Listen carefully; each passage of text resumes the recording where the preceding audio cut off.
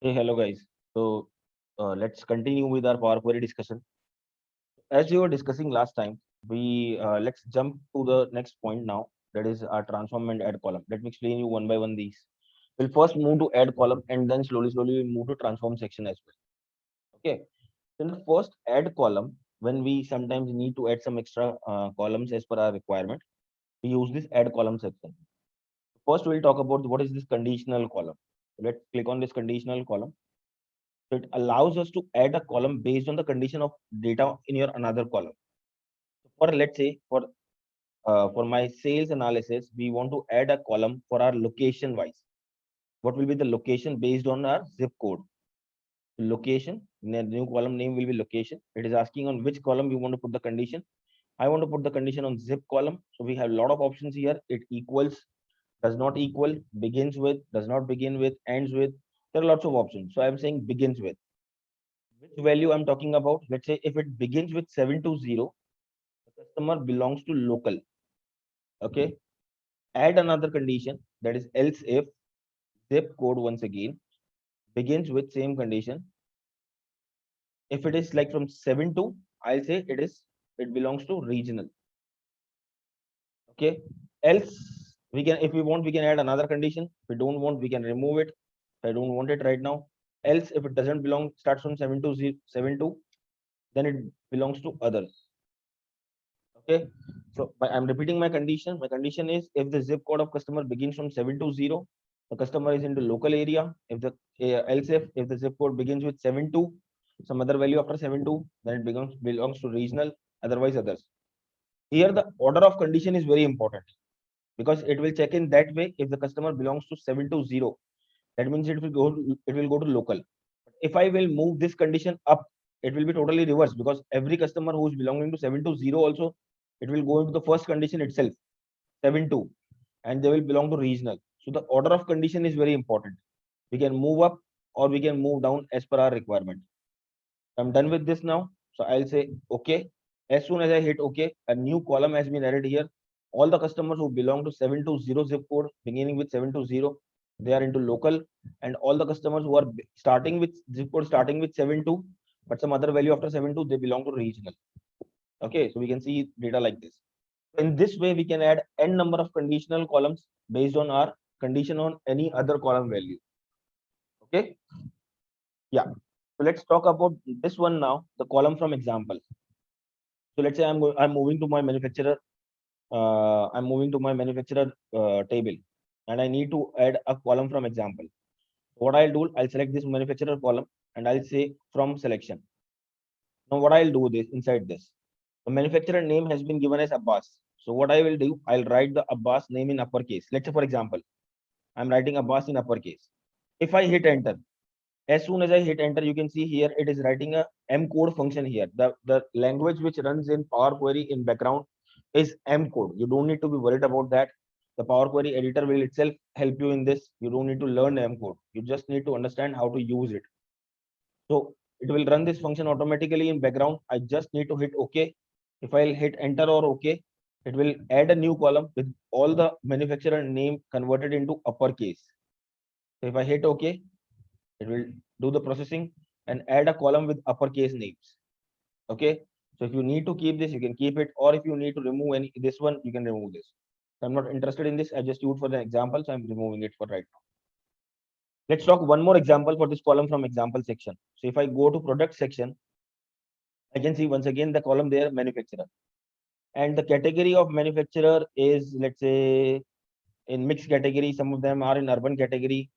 Okay. So what we can do, I need to add a column here.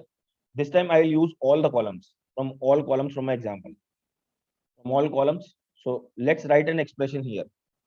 Abbas, the name of my manufacturer, belongs to mixed category. Please have a look here, hit enter, and have a look of the expression here, the M code expression. It is writing a combine function. The manufacturer column, it is choosing the manufacturer column, belongs to, it is concatenating using this combine function with the string belongs to and using the category function, the category column, sorry. If I hit OK, it will write this expression continuously for all the values. You can see here down below it is a rural category. So Abbas belongs to rural category. As soon as if we go more down below, we can find other values as well. Just need to hit OK. It will add the expression for you. And based on your input, it will add a new column, a merged column. Okay. So in this way, you can add n number of columns, whatever you need it, whatever you need. Okay. So I don't need it. So I'm removing it. Just use for an example purpose. Wonderful. So now sometimes what happens is we need to fetch the data. We need to add some more extra data inside this, and we need to talk about these 2 points, append queries and merge queries. So I'll come to this in some time. But what I first want is I want to append some more sales data inside this data set. For that, if you have a look here, if I just go to my desktop and if I have a look on my data set, I have 4 sales file available here separately. CA, the Canada sales, Denmark sales, France sales, and Mexico sales. Sales data for 4 countries into 4 separate files. I need to connect these 4 files either separately or I have to do merge 4 times. So better is that instead of that, what I'll do is I'll go jump up here, go to new source, click on file, and that's a very, very important point to understand how to take the files from a single folder itself. So choose your destination as a folder, source as a folder, sorry. Select the folder name, click on open. It will select all the file names for you. Let's understand this wizard, what it is. What it is doing is, this is my content of the files in binary format. These are the name of files, extension of the file, date when it is accessed last time, date modified last time, created, and the folder path. I just want this single column and I don't want other columns as the other columns. What I will do is I'll click on transform data. Okay, first I'll click on transform data. I need this single column only. I don't need this other information.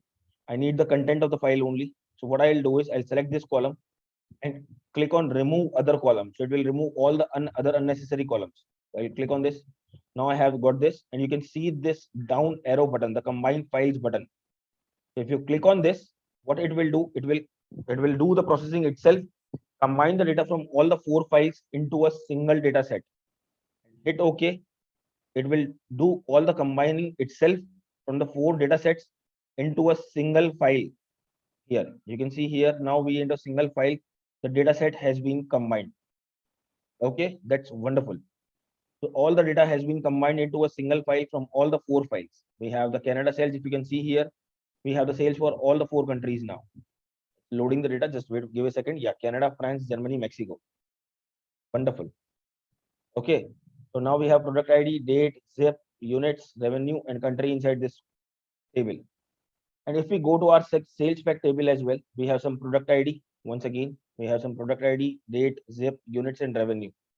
And same structure we have here, product ID, date, zip, units, and revenue. The country column is extra, no problem. So what I want this data set to be appended into my fact sales table itself. I don't want 2 separate tables. They are having the same structures almost. I want the data set data from this table to be combined into this table itself. There is a beautiful option given as append queries. Go on to append queries and click on append queries. It will ask you, yes, I want to append 2 tables. So which table to append with this table?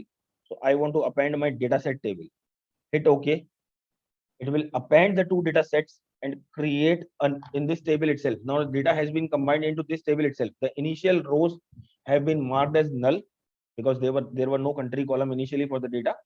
But the later on records must be marked with the other country names. If we see it in 1 second, it may take some 1 or 2 minutes of time to load. Yes, we got the data from all the data set combined into this fact sales table. So I'm repeating this operation once again. What I have done, I have clicked on my fact sales table, go to append queries. If you need to create a new query, so click on append queries as new. If you want to append this data set into this query itself, then click on append queries. It will ask you which table to append. Are there 2 tables or more than 2? So there are 2 tables right now. So click on that, select the table name which you want to append, hit OK, done. Okay, so append means just a simple combination of 2 data sets. Okay, we'll talk about merge queries as well with another example in some time. For that, we'll use some different file.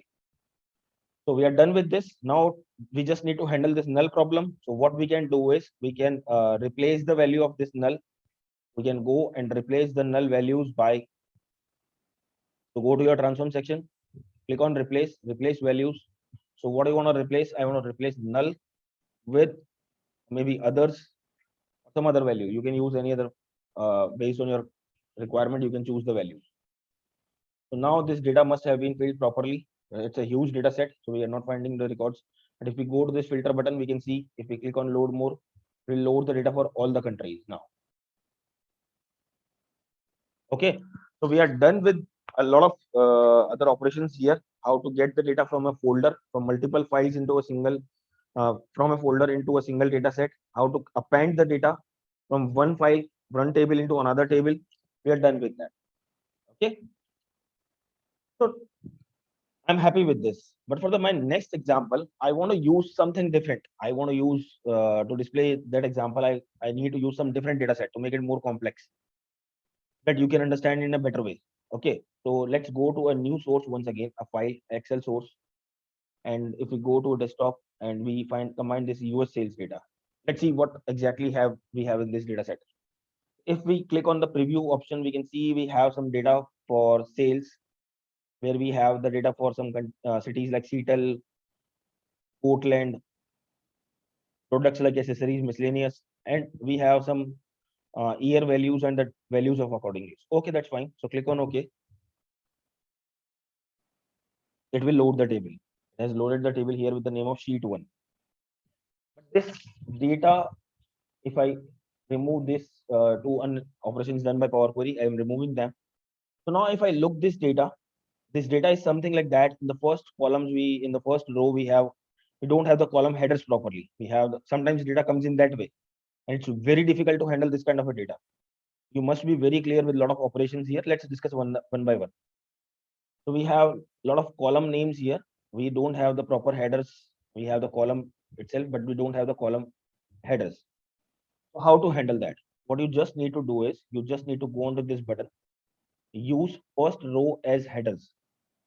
Click on this button, use first row as headers. What it will do, it will give the first row values into the headers, or you can get it from here as well. That's for your choice. I'm clicking on use first row as headers. That's wonderful. I'm done with this. But I'm not, no, not this one. Okay, if I remove this once, just a moment. Okay, first, what I want is I am not happy with this structure. First of all, what I'll do, I'll go to transpose, I'll go to my transform, and I want to convert the rows into columns and columns into rows. Let's understand. Once we do it, it will be much better to understand. Let's click on transpose button. Now you see what it has done. I wanted the columns to appear in first row. So that is happening. That is working for me. All my year value is appearing in the first row. Yes, two values are null. That's okay. Now what I can do is use first row as headers. What it will do for me, it has converted data year wise, 2005, 2006, 7, 8. We have year wise data, sales data now for each and every year. That's good. We have two initial columns empty name. We can give them a name ourselves, city, and this is our category. Wonderful. Now what next thing we need? I hope you must have used the fill function in Excel, the flash fill function in Excel. Same thing will work out here as well. So you can go to transform menu bar and you can find out this option of fill. So I need to fill the values down here into the city column. Let's do it practically. It will be much easy to understand. So click on fill and click on fill down. See what will happen into the city column. As soon as I do it, it fills up the blank values for me. Great. So now I'm pretty much happy with this, but still I have a problem. What the problem is? The problem is the data of this year-wise sales into different columns, and it is very tough to do analysis in that way. So what we want the data to appear, all the year value to appear into a single column, and all the sales value to appear into another column. When we do practical, it will be much easier to understand. So let's select this column, select all the columns till the last year of 2013. The beautiful option has been given here, unpivot columns. Click on that and click on unpivot these columns which I have selected. So unpivot columns. Now see this value. It's much in a better organized way. Now what we just need to do is we need to change the column name as year, and here we need to change the column name as sales. Done. We got the data in a proper way. We just need to load it into our reporting tool, and we can start creating the reports out of this data. It will give me the calculations as whatever value I needed. I hope all of you got this point. I want all of you to go through this. I'll put the source files, both the source files, into the uh, into the description section. You can download it from there for practice purpose. If any questions, please feel free to ask. Put your comment, put your questions. I'll come back with the answers. Okay. So thank you. If you have not subscribed the channel still, request you to subscribe it and share the videos. Thank you so much. In the next section, in the next session, we will discuss about some more topics which left into Power Query. We'll finish it up, and then we'll jump into the reporting part. We'll jump into the creating reports, graphs into Excel using these data sets, and finally creating a dashboard. That's what our final purpose. Okay. So practice all of this, and then let's join in the next video. Thank you.